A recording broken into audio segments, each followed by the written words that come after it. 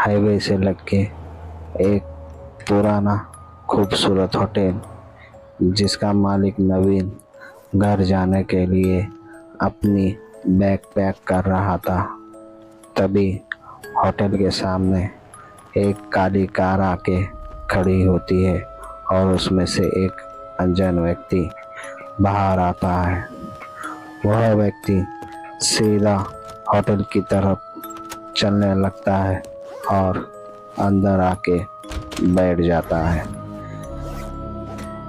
नवीन उस आदमी को इग्नोर कर देता है और अपनी बैग पैक करने में लगा रहता है। तभी वह आदमी इशारे से नवीन को अपने पास बुलाता है और नवीन उसके पास चला जाता है। वह आदमी बोलता है कि मुझे एक कप चाय मिलेगी। नवीन उसे मना कर देता है। तब वो आदमी बताता है कि उसे बहुत दूर का सफ़र तय करना है और मुझे नींद आ रही है, प्लीज़ मुझे एक कप चाय पिला दो। और नवीन मान जाता है और चाय बनाने के लिए किचन में मुझे बहुत दूर का सफ़र चला जाता है। नवीन किचन में चाय बना रहा था। तभी वह आदमी अपने कपड़ों में से एक बुक निकालता है और टेबल पर रख देता है। नवीन जब चाय बना के वापस आता है तो देखता है कि अब वह कोई नहीं था, बस टेबल पर एक बुक पड़ी हुई थी। नवीन यहाँ वहाँ उस आदमी को ढूंढने लगता है, पर अब वह कोई नहीं था। तब नवीन वापस होटल के अंदर जाता है और उस टेबल पर रखी हुई बुक को देखने लगता है। नवीन उस बुक को उठा लेता है और पढ़ने लगता है। पढ़ते पढ़ते नवीन कुछ कंफ्यूज हो जाता है और बुक को बंद कर देता है और वापस उसी टेबल पर रख देता है कि कहीं वो आदमी वापस आए इस बुक के लिए। और नवीन अपने होटल को लॉक करके अपनी बाइक स्टार्ट करता है और घर जाने के लिए निकल जाता है। और नवीन अपनी धुन में ही बाइक पर उस रोड पे चल रहा था। तभी अपने से कुछ दूरी पर नवीन को एक साया दिखाई देता है। नवीन न चाहते हुए भी अपनी बाइक घुमा लेता है और देखता है कि वह एक लड़की थी जो नवीन से लिफ्ट मांग रही थी। नवीन सोच में पड़ जाता है कि आखिर इतने रात में यह लड़की यहाँ कर क्या रही है।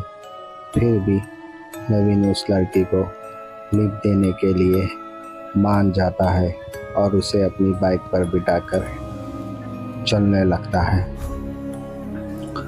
रास्ता कट नहीं रहा था, इसलिए वह लड़की नवीन से बात करना शुरू कर देती है और दोनों आपस में बातचीत करने लगते हैं। काफ़ी देर तक बातचीत करने के बाद वह लड़की रोड के दूसरी तरफ इशारा करती है और बताती है कि यही वह विला है और यही मेरा घर है जहाँ मैं रहती हूँ। तुम यहाँ पर अपनी स्कूटी या बाइक रोक देना। और नवीन वैसे ही करता है और उस विला के पास अपनी बाइक खड़ी कर देता है। नवीन जैसे पलटने ही वाला होता है, वैसे ही वो लड़की एक झटके में गायब हो जाती है। नवीन कुछ देर तक समझ नहीं पाता कि आखिर हुआ क्या है।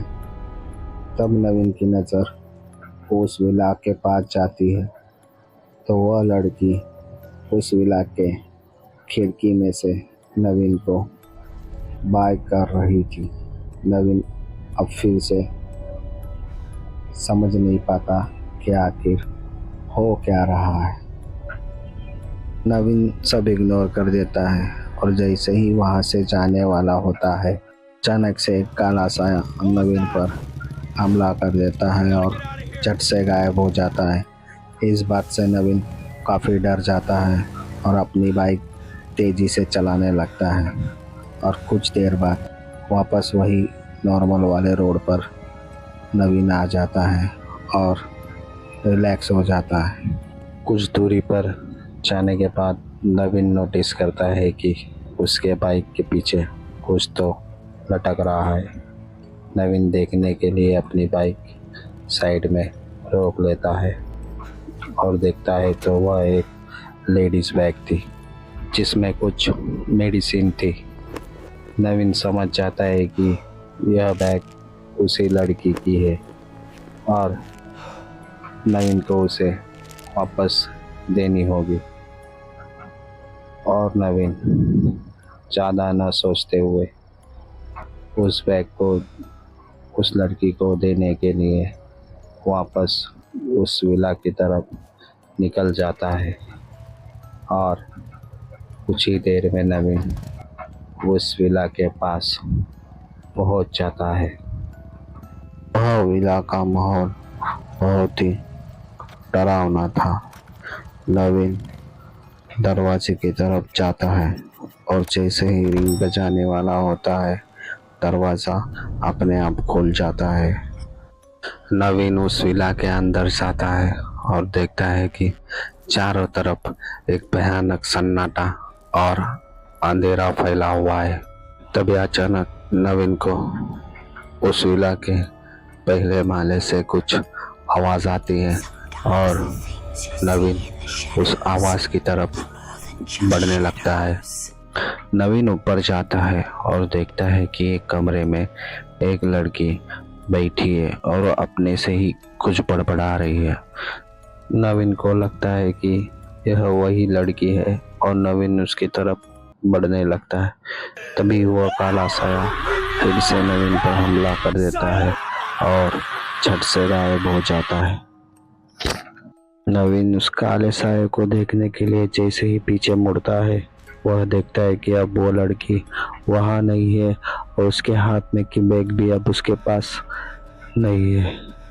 नवीन वहाँ से भागने लगता है। नवीन पैसेज में भाग रहा था, तभी अचानक से उसे कुछ उसके पीछे से आवाज़ सुनाई देती है। नवीन आवाज़ सुनने के लिए जैसे ही मुड़ता है, वह लड़की एक भयानक रूप में उस पर हमला कर देती है और उसे सीढ़ियों से ढकल देती है और नवीन सीढ़ियों से काफ़ी बुरी तरीके से गिर जाता है और उसे बहुत मार भी लगती है। नवीन उसी जख्मी हालत में उठता है और दरवाजे की तरफ बढ़ने लगता है। नवीन को अपने आसपास कुछ भयानक सी हंसी सुनाई देती है। नवीन जैसे ही दरवाज़ा खोल के उस विला से बाहर निकलता है, तब नवीन महसूस करता है कि वो फिर से वही विला के अंदर आ गया है। नवीन डर से यहाँ वहाँ देख रहा था, तभी नवीन देखता है कि एक कुर्सी अपने आप घसरते हुए उसकी तरफ आ रही है और वो कुर्सी आके नवीन से बहुत ही बुरी तरह टकरा जाती है, जैसे कि किसी ने उसको वह कुर्सी खींच के मारी हो। अचानक टेबल पर रखी हुई कुछ चीज़ें हवा में उड़ने लगती है और एक एक करके नवीन से टकराने लगती है और नवीन बहुत ही बुरी तरह घायल हो जाता है।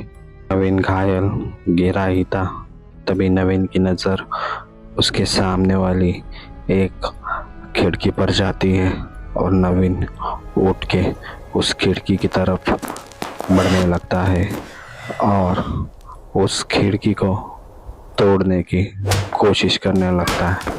तभी अचानक से वह काला साया आता है और नवीन पर फिर से हमला करने लगता है और नवीन को फिर से उसी विला के अंदर फेंक देता है। अब नवीन और बुरी तरह से घायल पड़ा हुआ था। तभी नवीन के सामने वह लड़की फिर से आ जाती है और नवीन को मदद का हाथ देती है। नवीन जैसे ही उसका हाथ पकड़ता है तो वह लड़की एक काले साये में बदल जाती है और नवीन काफ़ी डर जाता है। वह काला साया नवीन को पकड़ लेता है और हवा में उड़ा ले जाता है और काफ़ी ऊंचाई पे ले जाके नवीन को नीचे फेंक देता है और नवीन ज़मीन पर पटक जाता है। तभी वो काला साया आके नवीन के कान में कुछ तो कहता है और नवीन की गर्दन पकड़ के ज़मीन पर जोर जोर से रगड़ने लगता है, जैसे कि नवीन को वो बुरी तरह से मारना चाहता हो। अब वो काला साया और वह विला दोनों वहाँ से गायब हो गया था। नवीन देखता है कि वह एक जंगल में गिरा हुआ है। तभी वो काला साया फिर से आता है और नवीन की गर्दन पकड़ के उसे पेड़ के काफ़ी ऊंचाई पर ले जाता है और वहाँ से नवीन को नीचे फेंक देता है। इतने हादसों के बाद नवीन की जान जा चुकी थी। आत्मा अब भी नवीन के शरीर के अंदर थी। भी हम देखते हैं कि वह अनजान आदमी और वह काला साया नवीन के बॉडी के पास आते हैं और वह काला साया नवीन की आत्मा को अपने पास कैद कर लेता है और दोनों वहाँ से चले जाते हैं। तो दोस्तों, कैसी लगी आपको ये स्टोरी?